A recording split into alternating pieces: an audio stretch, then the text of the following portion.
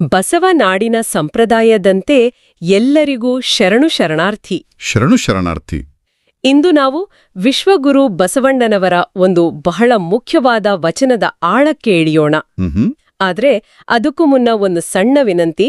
ನಮ್ಮ ಈ ಜ್ಞಾನದಾಸೋಹದ ಪ್ರಯತ್ನಕ್ಕೆ ನಿಮ್ಮ ಬೆಂಬಲ ತುಂಬಾನೇ ಮುಖ್ಯ. ದಯವಿಟ್ಟು ನಮ್ಮ ಬಯಲನೆ ಬಿತ್ತಿ ಯೂಟ್ಯೂಬ್ ಚಾನೆಲ್ಗೆ ಚಂದಾದಾರರಾಗಿ. ಖಂಡಿತ. ಇವತ್ತು ನಾವು ಚರ್ಚೆ ಮಾಡ್ತಿರೋದು ಕೇವಲ ಒಂದು ವಚನದ ಸಾಹಿತ್ಯಕ ವಿಶ್ಲೇಷಣೆ ಅಲ್ಲ. ಖಂಡಿತ ಇಲ್ಲ.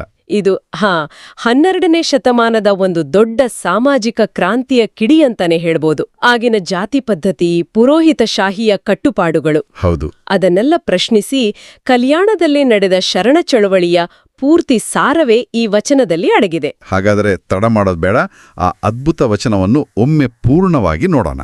ಖಂಡಿತ. ಬಸವಣ್ಣನವರು ಕೂಡಲಸಂಗಮನಲ್ಲಿ ಹೀಗೆ ಕೇಳ್ಕೊಳ್ತಾರೆ: ಎನಗೆ ನಿಮ್ಮ ನೆನಹಾದಾಗ ಉದಯ, ಎನಗೆ ನಿಮ್ಮ ಮರಹಾದಾಗ ಅಸ್ತಮಾನ, ಎನಗೆ ನಿಮ್ಮ ನೆನವೇ ಜೀವನ, ಎನಗೆ ನಿಮ್ಮ ನೆನವೇ ಪ್ರಾಣ ಕಾಣ.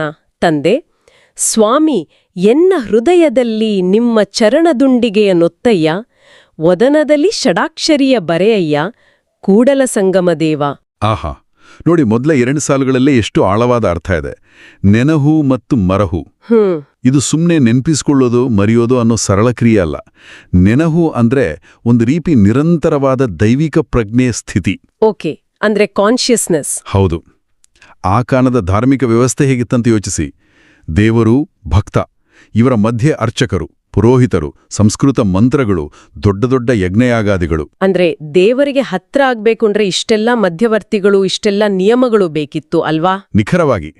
ಸಾಮಾನ್ಯ ಜನರಿಗೆ, ಅದರಲ್ಲೂ ಕೆಳಸ್ತರದವರಿಗೆ ಇದು ಎಟ್ಕೋದೇ ಕಷ್ಟ ಆಗಿತ್ತು.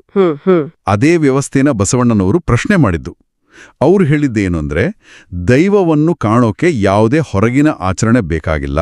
ಹೌದು. ನಿಮ್ಮ ಅಂತರಂಗದಲ್ಲಿ ನಿರಂತರವಾದ ಸ್ಮರಣೆ, ಅಂದ್ರೆ ಆ ನೆನವು ಇದ್ರೆ ಸಾಕು. ಅದೇ ನಿಜವಾದ ಪೂಜೆ. ಲಿಂಗಾಯತ ತತ್ವದ ಪ್ರಕಾರ ಶಿವ ಅಂದ್ರೆ ಆತ ನಿರಾಕಾರ ಸ್ವರೂಪಿ. ಸರಿ, ಆತನಿಗೆ ಆಕಾರ ಇಲ್ಲ. ಹೌದು. ಆತನನ್ನು ಅರಿವಿನ ಮೂಲಕವೇ ಅರಿಯಬೇಕು, ವಿಗ್ರಹಗಳ ಮೂಲಕ ಅಲ್ಲ. ಆ ಅರಿವು ಮರ್ತೋಯ್ತು ಅಂದ್ರೆ ನೀವು ಎಷ್ಟೇ ಪೂಜೆ ಮಾಡಿ ಅದು ಅಸ್ತಮಾನ, ಅಂದ್ರೆ ಕತ್ತಲು. ಇಲ್ಲಿಯೇ ಮುಂದಿನ ಸಾಲುಗಳು: ಎನಗೆ ನಿಮ್ಮ ನೆನವವೇ ಜೀವನ, ಎನಗೆ ನಿಮ್ಮ ನೆನವವೇ ಪ್ರಾಣ. ಇದಕ್ಕೆ ಇನ್ನಷ್ಟು ತೂಕ ಕೊಡುತ್ತೆ. ಖಂಡಿತ. ಇದು ಕೇವಲ ಭಕ್ತಿಯ ಒಂದು ಉತ್ತುಂಗ ಅಲ್ಲ, ಇದೊಂದು ಸಾಮಾಜಿಕ ನಿಲುವು ಕೂಡ ಹೌದಲ್ವಾ? ಖಂಡಿತವಾಗಿಯೂ. ನೀವು ಹೇಳಿದ ಹಾಗೆ ಆ ಕಾಲದಲ್ಲಿ ಜಾತಿ ಕುಲದ ಆಧಾರದ ಮೇಲೆ ದೇವಸ್ಥಾನದೊಳಗೆ ಪ್ರವೇಶವನ್ನು ನಿರಾಕರಿಸಲಾಗ್ತಿತ್ತು. ಹೌದು. ಅದೇ ಸಂದರ್ಭದಲ್ಲಿ ಬಸವಣ್ಣನವರು ದೇಹವೇ ದೇಗುಲ ಅನ್ನೋ ಕ್ರಾಂತಿಕಾರಿ ಪರಿಕಲ್ಪನೆಯನ್ನು ಮುಂದಿಟ್ರು. ದೇವರು ಗುಡಿಗೋಪುರದಲ್ಲಿಲ್ಲ, ಆತ ನಮ್ಮ ದೇಹದೊಳಗೆ ಇದ್ದಾನೆ ಎಂದ್ರು. ಅದಕ್ಕೆ ಈ ವಚನದಲ್ಲಿ ಎನ್ನ ಹೃದಯದಲ್ಲಿ ನಿಮ್ಮ ಚರಣದುಂಡಿಗೆಯನ್ನೊತ್ತಯ್ಯ ಅನ್ನೋ ಸಾಲು ನೇರವಾದ ಸಾಕ್ಷಿ. ಹೌದು, ಅತ್ಯುತ್ತಮ ಉದಾಹರಣೆ. ಅಂದ್ರೆ ಹೊರಗಿನ ದೇವಸ್ಥಾನಕ್ಕೆ ನನಗೆ ಪ್ರವೇಶ ಇಲ್ಲ ಅಂದ್ರೆ ಚಿಂತೆ ಇಲ್ಲ, ನನ್ನ ಹೃದಯವೇ ದೇವಾಲಯ, ಅಲ್ಲಿಯೇ ನಿನ್ನ ಪಾದವನ್ನು ಸ್ಥಾಪಿಸು ಅಂತ ಕೇಳ್ಕೊಳ್ತಿದ್ದಾರೆ. ಇದು ಅಂದಿನ ಶೋಷಿತ ಸಮುದಾಯಗಳಿಗೆ ಎಂತಹ ದೊಡ್ಡ ಆತ್ಮವಿಶ್ವಾಸ, ಎಂತಹ ಘನತೆಯನ್ನ ನೀಡಿರಬಹುದು. ನಿಜ. ದೈವಿಕ ಅಧಿಕಾರದ ಕೇಂದ್ರವನ್ನು ಹೊರಗಿನಿಂದ ಒಳಗೆ, ಅಂದ್ರೆ ವ್ಯಕ್ತಿಯ ಆತ್ಮದೊಳಗೆ ತಂದಿದ್ದು ಶರಣ ಚಳುವಳಿಯ ಬಹುದೊಡ್ಡ ಸಾಧನೆ.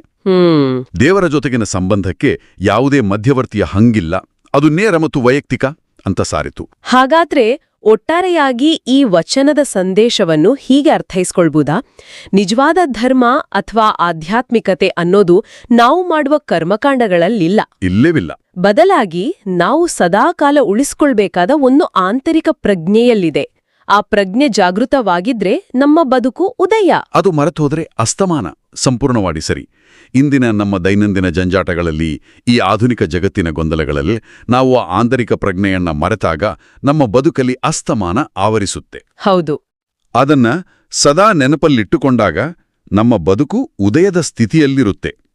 ಶರಣರಿಂದ ನಾವು ಕಲಿಯಬೇಕಾದ ನಿಜವಾದ ಪಾಠ ಬಹುಶಃ ಇದೇನೆ. ಈ ಅತ್ಯುತ್ತಮ ವಿಶ್ಲೇಷಣೆಗೆ ಧನ್ಯವಾದಗಳು.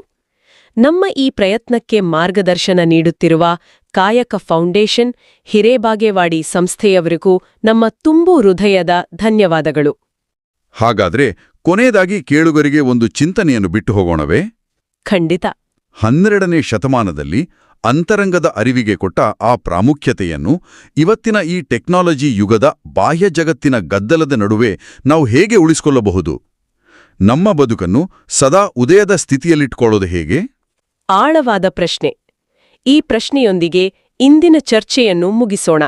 ಎಲ್ಲರಿಗೂ ಶರಣು ಶರಣಾರ್ಥಿ. ಎಲ್ಲರಿಗೂ ಶರಣು ಶರಣ